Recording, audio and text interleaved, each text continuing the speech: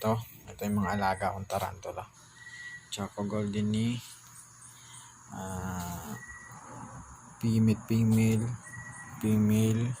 din, Regalis, Formosa, GBB.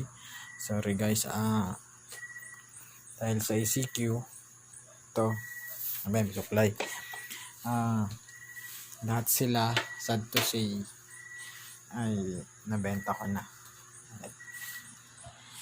Matagal ko na rin sila kinalagaan, almost 3 years na 3 years na rin ako keeper, pero ngayon halos lahat sila ay mapupull out na. Yan, huling silip ko na lang sa kanila ngayon dahil bukas kukunin na sila ng may-ari na bago. Sana ingatan sila. Ito baby, buntis po siya na Choco.